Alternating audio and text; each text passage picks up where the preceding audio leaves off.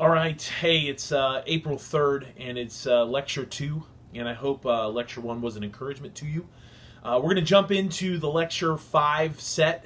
We're going to make our way through this, talk a little bit more about story and story formation. How are we formed to live more fully into the story for which we've been created and called? So how can I live out faithfully that unique verse that I'm contributing, or that authentic swing that I'm called to find? Part of this is for spiritual formation and the kind of formative journey that we're going to talk about.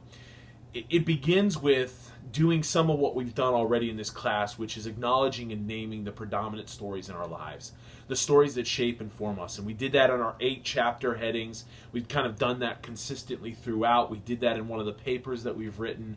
But it's always keeping in front of us the predominant stories that have shaped and formed who we are, because stories are formative. They're not just simply descriptive, they're also formative. So we live into our stories. And I just wanted to take a few moments, and I want to talk a little bit about my story and the key stories that formed me early on, and how much confidence I had in those stories until I didn't. Because one of the things that we have to recognize is that some of our stories are inherently unstable. Some of our stories can't hold water. Remember, I talked about faith being the desire to believe that our stories hold water. Well, sometimes our stories don't hold water, or sometimes the stories that we've embraced, held on to, believed in, are shattered, or they unravel around us, and it does some things to us internally. This is why spiritual formation matters, because as it does something to us internally, it gives birth to something in us that is not authentic to who we are. We tend to live out of the damage and the hurt and the pain that has been done to us through this process. And I'm going to give that a name throughout this, which is called the imposter. That the stories that we've put a lot of emphasis on, or we've allowed to be our formative or constitutive stories, when those things are threatened, challenged, unravel, or break, it does something to us. It gives birth to this imposter, this being within ourselves that is not true to ourselves, that lives out of the pain, that lives out of the threat, that lives out of the abandonment, that lives out of the brokenness, and that the imposter has a way of continually sabotaging our relationships, our success, what we do in life. And so spiritual formation is about understanding our stories, understanding the instability of our stories, understanding the damage that has been done to us by our stories, and then seeks to move us into a more authentic sense of who you and I are created and called to be, and then give us a form of practices that sustain us in the midst of that pursuit of living out that unique verse and that authentic swing. So for me, much of my growing up, I had 4 predominant stories that I believed in and that I trusted. Stories that I think were a part of who I am now.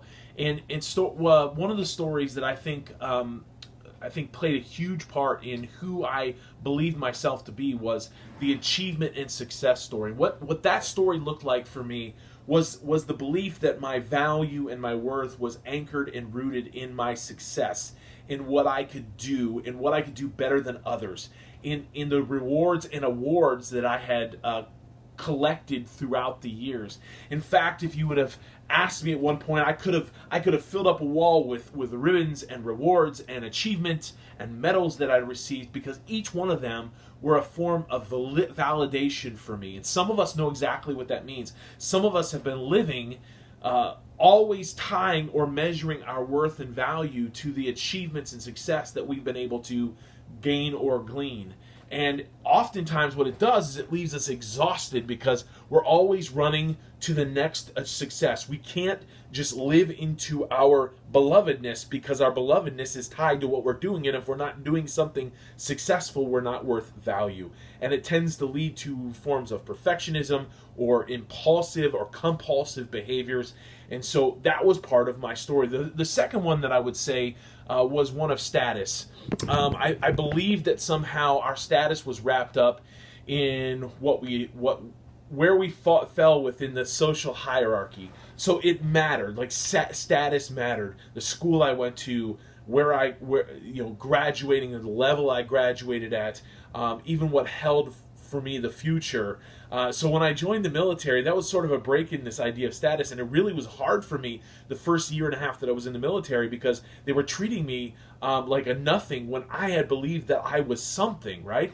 And so this idea of status played a huge role in who I was. Another part of the story that was pretty significant for me was this idea of nationalism. I would have said that first and foremost, my religion was my patriotism. I was an American religious person. That's part of what drove me to the military. I just believed wholeheartedly, and I had trouble accepting that maybe that wasn't that wasn't a stable enough narrative. And part of this is much of my formative years was spent wrapped in the blue collar world. My dad owned a small business. I worked with blue collar workers and blue collar leaders. We would go down to the pub or the tavern and hang out, and I got a lot of my understanding of the world and religion, theology, and women from those men that I found myself hanging out with. And for me, it created a picture of what this world looked like that wasn't always adequate. But I wouldn't come to understand that fully until later. And then I would say probably my fourth story was a story born of the kind of image of a man that I think many of us young men have ingrained into us. The kind of bravado and machismo that you're supposed to carry. And I don't think this is unique to just men. I think it's also to women, that there are certain assumptions about the story a woman should live out or the expectations of a woman. And I think that happens for both genders. And I think for me, I'd sort of bought into a certain model of that, and I measured everything by that. And so my stories were shaped very much by achievement and success, status, nationalism, my perspective on what it meant to be a man, and all of that sort of situated me into a unique space and place, and gave me a sense of coherence to my story. Now, what I didn't realize was the inherent instability of many of those stories, because some of those stories don't last the way that you think that they should. Achievement and success only works until you can't. So when I had my back injury, I've got a rod and screws in my back. All of a sudden, that was a threat to the achievement success model, because much of my success was born out of physical prowess. And now, all of a sudden, I couldn't do some of the things that I'd once done. I now found myself dependent upon others to do some of the things that I had done for others. And all of a sudden, that was a threat, because now I wasn't achieving, I wasn't accomplishing, I wasn't climbing the ladder in the ways that I once had. And that really affected me deeply. It called into question who I understood myself to be. What if in status you think yourself going to be at some place upon graduation? I had a picture of what life would look like after graduation, a picture that some of my friends would later come to achieve, the nice house and the nice car. And at 26, I was coming out of the military. I was working part-time at a church and a busboy at Shoney's. And I was thinking to myself, this is not what life is supposed to look like. In fact, I remember having this moment of a breakdown. I'd just become a Christian. I would just come out of the military. I was working part-time at a church, and I was busboy at Shoney's, and it was Mother's Day. It was Memorial Day, and this was back in 2003. And I was a busboy on Memorial Day. It was packed at Shoney's, and I'm moving around, and I'm basically got people slopping food all over me. And I remember giving my resume to God, and I said, God, do you realize who you're dealing with right here? Do you not know that I've done this, and I've got this, and I've got this to my credit? Do you not realize how special and significant I am? And after kind of whining to God for a while, all I heard was, so. Almost as if God wasn't impressed by any of that. And there was a shattering that began to happen. All of a sudden, my failure to achieve the status that I thought I should have achieved by that point didn't seem to matter not only to God, but maybe shouldn't matter to me. And so it left me with this bit of instability in terms of my story. And then even in the terms of the story of nationalism, I began to read and take seriously Jesus, which began to call into question some of what I would come to realize later was my idolatry. And that seemed unstable. So what I want to walk us through here in this next section, after just kind of listening to me for a few minutes talk about my own story, is what do we do when our stories become unstable? And I'm going to talk to you a little bit about the ways in which those stories become unstable and how they can affect us in some unique ways. So to recap in this particular lecture, what I want to say to you is each one of us has a set of stories that has shaped and formed us in a unique set of ways.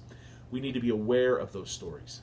But we also need to be aware that some of the stories that have shaped and formed us are unstable. They don't hold water. Or the water they hold is nasty, corrupt water, right? It's dirty water. It's the kind of tainting to our identity that we would never want to acknowledge or live out. And so what happens there is when our stories are called into question, or challenged, or unravel, or break, it does something to us. It creates this shadow side, this set of insecurities that we live out of. I'm going to explore that a little bit further, probably on Monday, because I don't want to overwhelm you on a Friday. But I want to get into that a little bit more about what it does to us internally, how it misshapes our unique verse and authentic swing, and how we've been fearfully and wonderfully made. And I want to talk a little bit about that. But in this next lecture, let's talk about the ways in which our stories can become unstable, or the ways in which what we've believed may not be adequate or true, or maybe the faith that we've placed in our stories won't hold water.